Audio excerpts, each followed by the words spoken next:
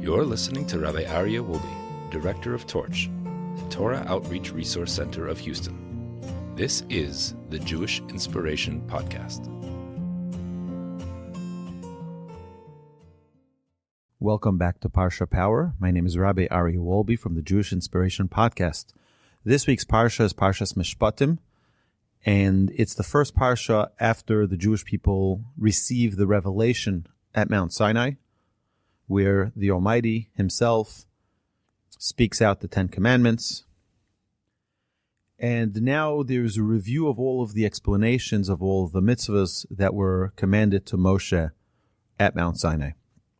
Our sages teach us that Moshe reviewed what he learned from the Almighty directly to Aaron, his brother, the high priest, and then reviewed it again to the sons of Aaron, and then reviewed it again to the elders, the sages, and then reviewed it again to the people of Israel.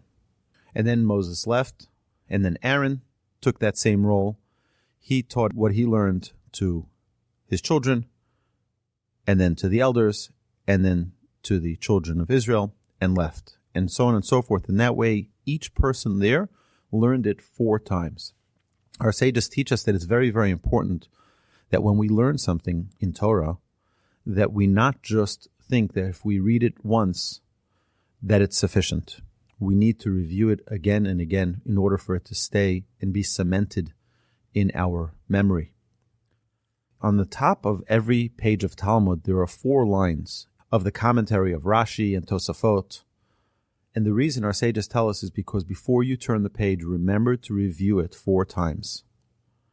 We also see a similar idea with regarding planting, that when one plants fruits, vegetables, or anything that grows from the ground, there's a 4-step process. Number 1 is we plow. Number 2, we sow, we plant the seeds. And then we harvest, and then we consume. The same idea is true with any wisdom that we want to attain. First time you hear it, it's just plowing the surface. The second time, it's planting seeds. The third time, you're harvesting. And the 4th time, you consume it, you make it part of you. So just as a quick reminder that everything we learn Torah, review it, review it, review it. The second incredible piece that I want to share about this week's Torah portion is the laws of a slave master. And it really is so incredible how the Torah, which to many people, I've heard many people relate to the Torah as something which is arcane, ancient, but really it's so modern. And if you think about it, we're in a world where everyone is talking about the magic word of equality.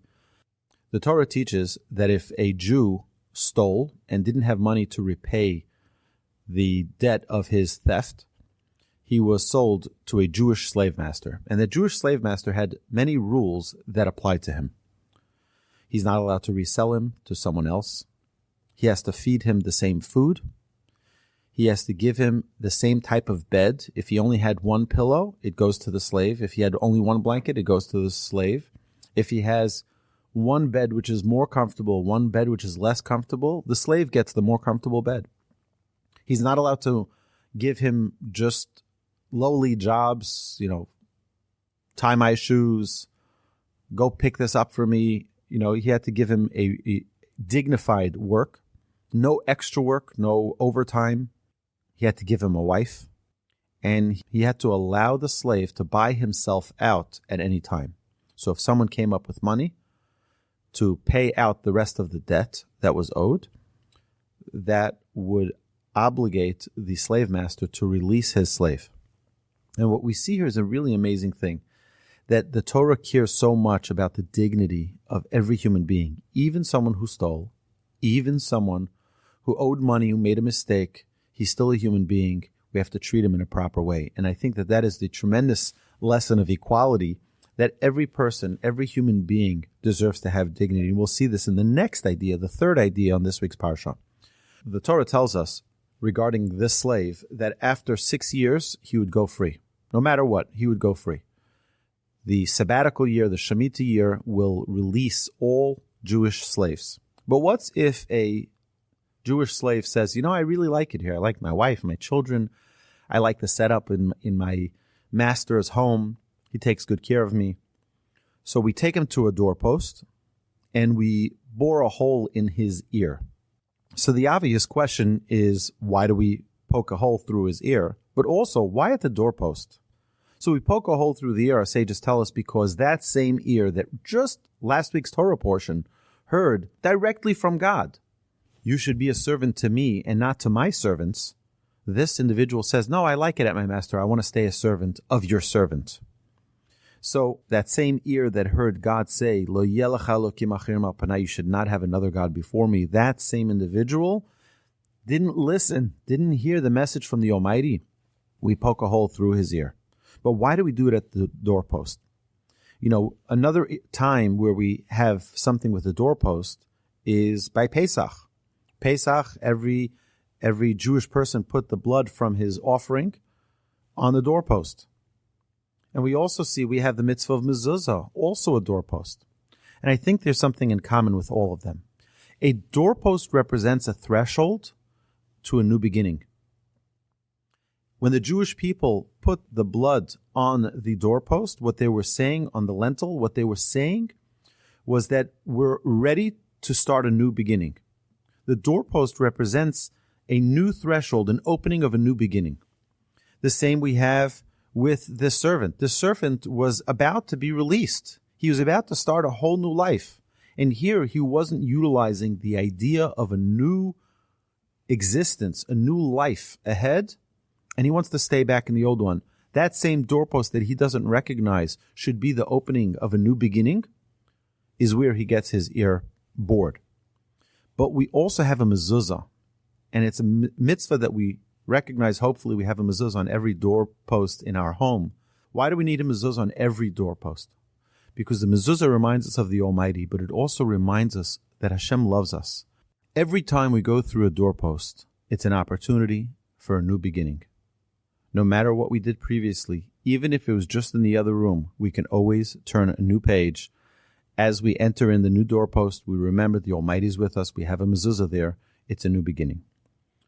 The fourth idea is that the Jewish people said, Na'aseh v'nishma. We mentioned this last week in the Parsha Power, that the Jewish people were excited about the commitment of the relationship. I don't think it should be overlooked that Judaism is not a religion.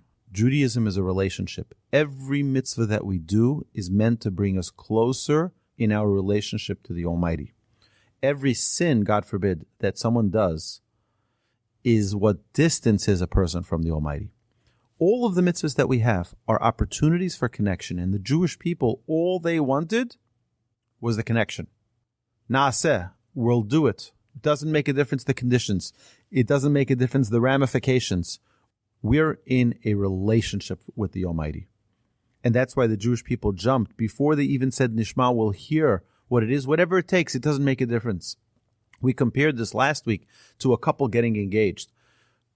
No couple knows in advance what the marriage will bring about, what it will entail, the challenges that lie ahead. But there's a commitment because there's a relationship. The relationship, no matter what will happen later, we don't say at the moment of engagement, well, I'll get engaged, I'll get married only if you tell me what does it really entail? What is it? No, there's a relationship, there's a love, there's a commitment. And that's what the Jewish people demonstrated by jumping and saying Naaseh and then Nishma. The details will follow. The fifth idea is that in this week's Torah portion, we see the morals and ethics that are God-given. All too often in our generation, people are limited by their prejudice and their own personal perspective, their own emotions, in how they navigate morals and ethics. And I think it's important to have a compass, a moral compass that's not based on our own whims, but rather based solidly in what the Almighty teaches us. The God-given morals, the God-given ethics of how to conduct our lives is really the essence of what we need to be. Not what modern culture tells us, not what the movies and society and Hollywood tells us, but what the Almighty tells us. And in this week's Torah portion, we find a plethora of beautiful ideas that the Almighty is conveying to us of how we need to lead our lives. We, the Jewish people are required to be a light unto the nations, to take those morals, to take those ethics, and apply them into our lives so that when the nations of the world see us, they should say, Mi ka'amcha Yisrael, who is like your nation, Israel. My dear friends, have an amazing Shabbos. Thank you so much for joining us, and we're looking forward to seeing you next week.